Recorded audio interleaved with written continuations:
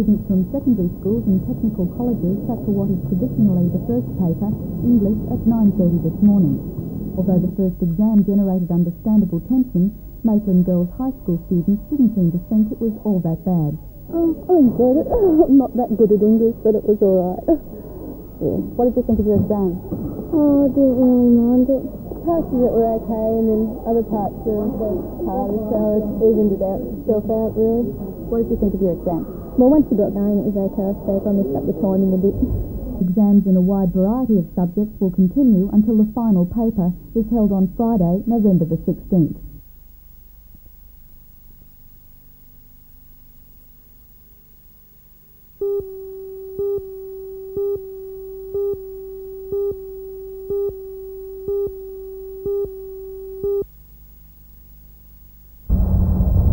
What may become all streets and houses is now bush south of Strait Drive in the northwestern corner of Murdering Gully. The land has spectacular views of the coast and is mostly owned by the Bailey family. In 1982 they applied for residential development and council approved the idea in principle. A technical report has just been completed, and yesterday the administrator, Mr. Saunders, ordered a draft local environment plan to permit residential development. The land is, however, slated to be part of the proposed Glenrock State Recreation Area, now being studied by state government working parties. John Owers is a spokesman for the Glenrock Committee, which was formed to push for the reserve. He says the administrator's decision was ill-informed. The administrator hasn't been here long, and he's made a very important decision. I feel he hasn't really done his homework and knows the history of Glenrock area. Are you worried that this might set a precedent, that there might be more land chipped away from the edges of the Glenrock area? That's what I'm afraid of, Mark. We're seeing a little bit taken out here in the north, and later on there'll be parcels in the south, and it's all cutting down on the area of Glenrock Lagoon. Why is it important that the area remain intact? Well, we've been waiting 40 years for the Glenrock State Recreation Area. We don't want it diminished now, Mark.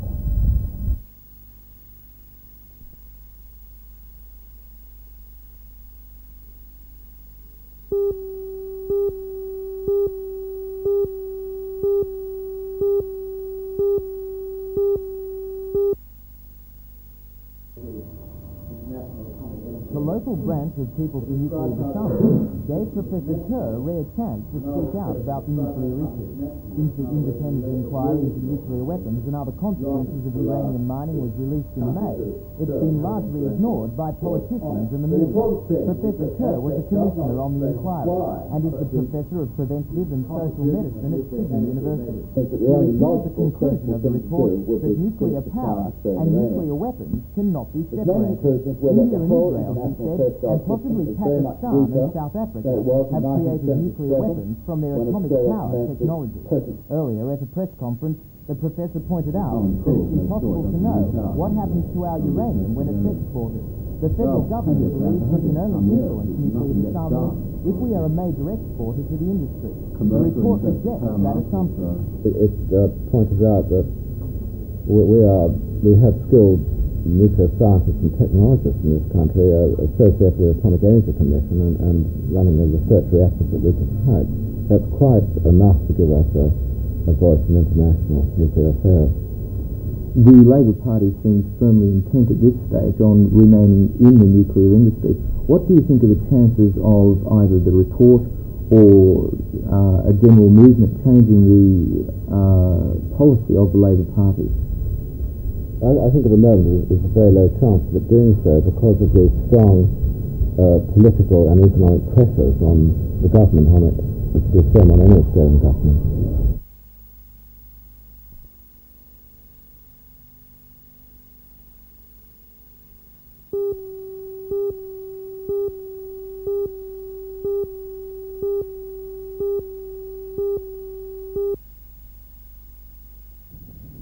It's almost a return to the memorable days of 1982, when as many as 40 ships were regularly kept waiting off our coast. At the moment, a dozen ships are lying at anchor to load coal for overseas, and if they were all to take coal as scheduled, loading would have to run at almost twice the usual rate of 2 million tonnes a month. One explanation for the surge in demand is that it's seasonal, sparked by the northern winter. The giant Kooragang coal loader should be able to handle the surge of orders. but is still not fully operational. Meanwhile, the Port Waratah loader is being hamstrung by the Indigo flow, sparked by a dispute with the management. On top of that, the State Rail Authority is having trouble moving enough coal from the mine because of track strengthening work to Musselbrook. The problem is at some of the worst times for exports. Most of the currency in Japan, and the annual Japan Australia coal conference, and are fighting to stop the United States from winning a bigger share of the Japanese market.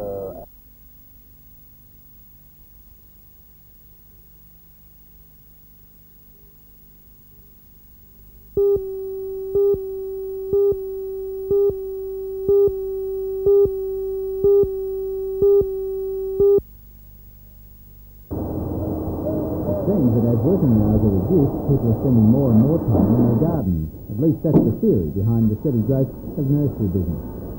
The widespread interest in gardening is reflected in the comprehensive displays being arranged today by Newcastle nurserymen. They're spending time and money to show their products. When the show opens tomorrow, it's promised that the betting ring at Newcastle will be one very spectacular garden. The 3-day exhibition is end on Sunday. But advice from the many experts on hand is definitely free.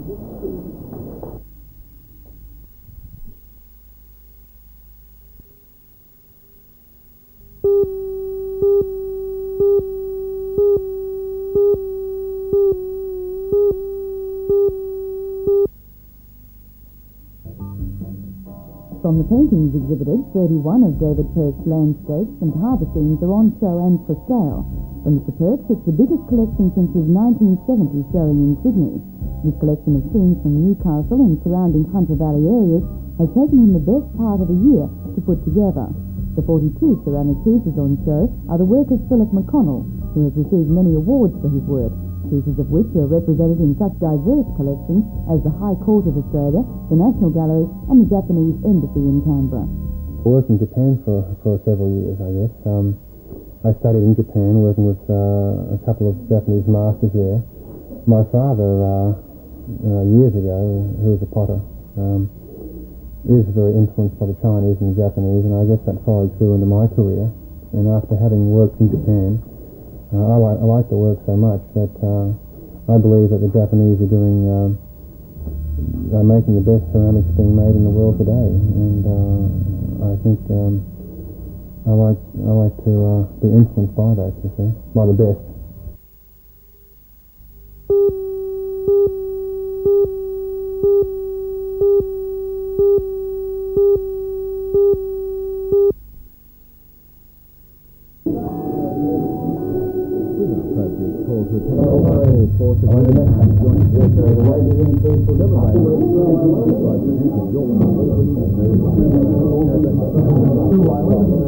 That was when the good Duke formed the Maritime Regiment at foot.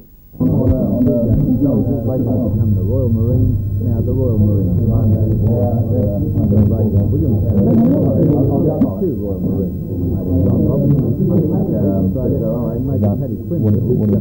Of course, the Falklands of the with the development of amphibious techniques. Today the coast was past 320 years. Is it still a special court of belong to? Yes, it is. Certainly is. And that's reflected, in fact, by the very large numbers of potential recruits who still keep flocking. But our manning levels are such that not all who knock on the door can be accepted. So, in fact, we're able to retain, if you like, standards, and that cultivates a very strong esprit de corps, which is retained and continues to be retained. And my last job was involved with training, and there was a waiting list of about a year for recruits to actually come in. So that's what it's like. Of course, the Falklands obviously helped.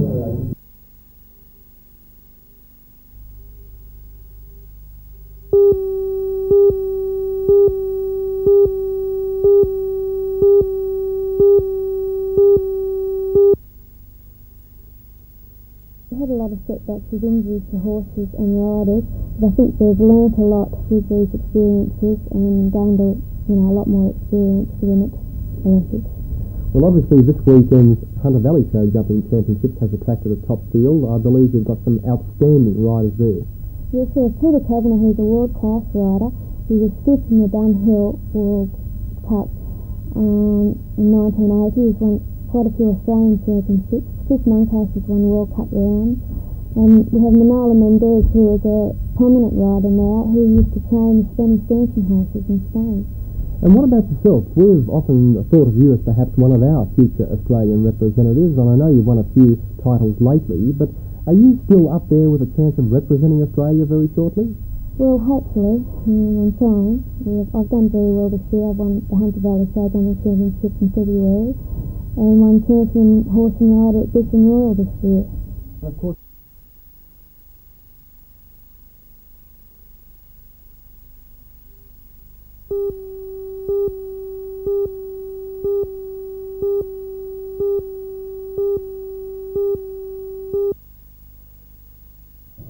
Well, here in Australia, I shot a lot of footage up on the Gold Coast around Burleigh Head and Kira and Currumbin, and also quite a bit on the North Coast. Spots like Inverary, Lennox Head, the Byron area.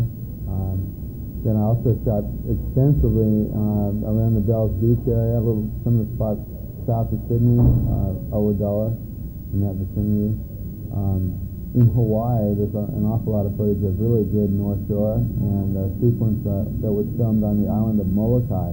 I was fortunate. I filmed some of the pro contests for a while, and at the contest I was able to work with people like Shane Horan and Marvin Foster from Hawaii. Some of the local fellows around this area are Glenn Winton, and a lot of really good footage of Mark Richards. The majority of the surfers in the film are Australian surfers. The bodyboarding sequence was filmed on, mainly on the outer island of Molokai, which is almost never been seen in surf films before.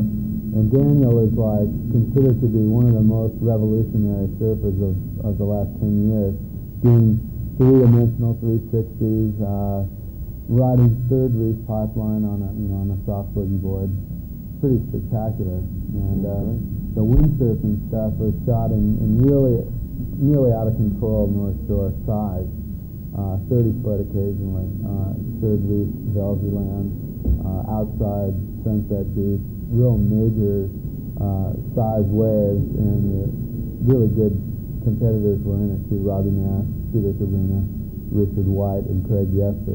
There's some pretty unusual comedy sequences in the film that I think people would like, and the music is excellent contemporary rock from all over the world. Groups like INXS, Men Without Hats, and Richard Clapton, another Australian artist. Kind of a movie that I think would appeal to just virtually anyone interested in surfing. It's not just such a hardcore film that it would only appeal to a young grommet audience.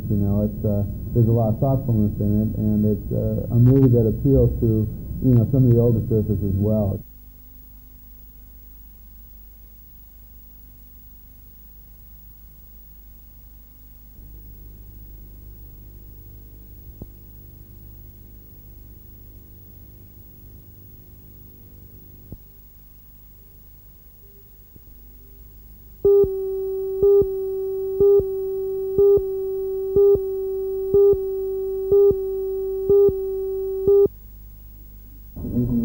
The Hunter In-Service Committee organised the conference, which took place at the College of Advanced Education.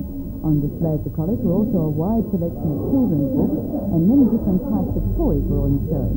The keynote address was given by President of the New South Wales Children's Week Committee, Dr. Sam Ball, who spoke on equal opportunities for all children in an age of technology. A series of workshops were planned for representatives from social welfare, preschool, playgroup and parent organisations.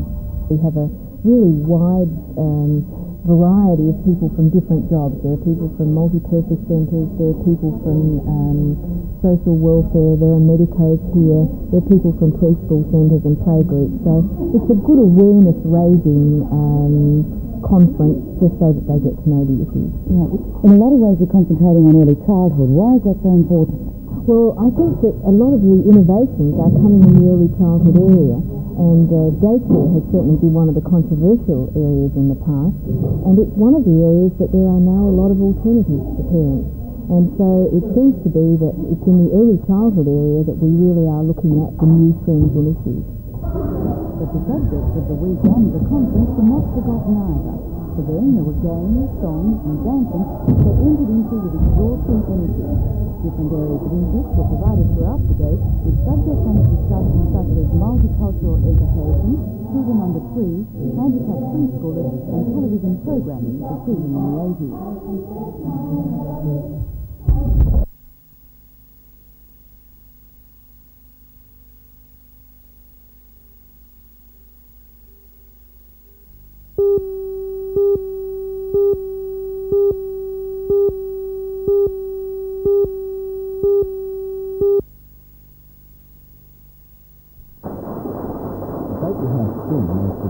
This morning, eventually to be extended to other areas of the state, copies a model which has worked successfully overseas and in Victoria. The scheme works by having houses whose owners have been carefully screened, identified by safety house signs. Children are then educated to run to these houses if they're accosted by would-be molesters on their way to or from school. The scheme's being fostered by the Police Community Relations Branch, but there is considerable community input, local committees having to raise funds to pay for the signs. In itself, having police and community working together is seen as desirable, breaking down the old us and them syndrome.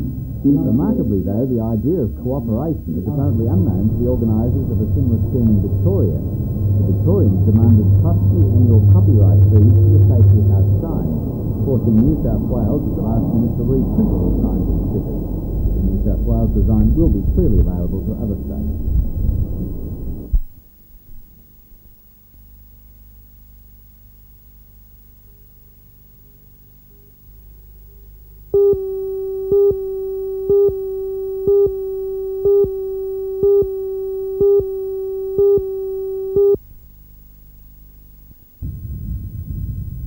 At least 3 of the area's major public hospitals have already been affected by the dispute. Western Suburbs Hospital has received 3 resignations from anaesthetists and has been told to expect the remaining 3 by the end of the week. It's expected that all elective operating lists will be cancelled after Friday, and there will be cover for obstetrics emergencies only. Emergency gynecology will not be covered. For the Royal Newcastle Hospital, anaesthetists on staff are handling operations with increasing difficulty, according to a spokesman. Emergency cases are now arriving there from other hospitals, and staff at the Royal are coping. Both obstetrics and gynecology cases are being looked after by staff specialists. At the Mater Hospital, elective operations are being wound down, and it's expected these will cease completely this week.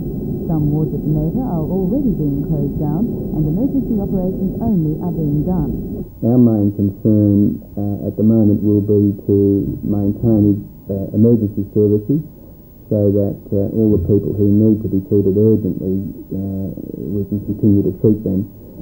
The main problem and the main cessation of work that's occurred in the last week is in elective surgery, and by the end of this week we expect there will no longer be any elective surgery at the Mater Hospital. Has any concern been expressed amongst your patients or staff as to the situation? Yes, there is a lot of concern among patients, especially those who've been booked in for elective surgery. There are people who are either in pain or maybe disabled or a combination of both, and they are now on an indefinite waiting list, although some of those have been booked in for services or for an operation at private hospitals, but obviously those who are uninsured and those who have conditions that the private hospital sector can't attend to, well, they must wait. Members of the AMA in the region are meeting tonight to discuss their position regarding the dispute. I'm hoping that we will develop a consensus amongst our members of what the policies the local association should follow over the next few days, and that we will bring home to those doctors who are not fully aware of the issues just how important this fight that we hold with the New South Wales government is. We believe that the government's attitude with regard to remuneration is totally unfair and has been designed to cower the profession into a position where they are going to beg the government for some kind of assistance.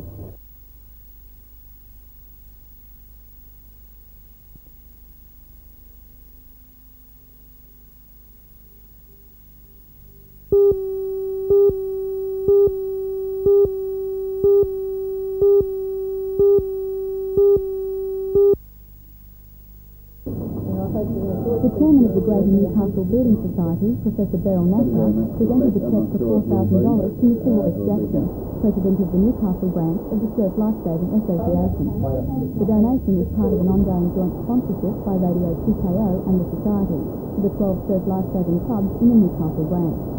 The money will be used to outfit patrol members and branch officials and to buy equipment for the clubs.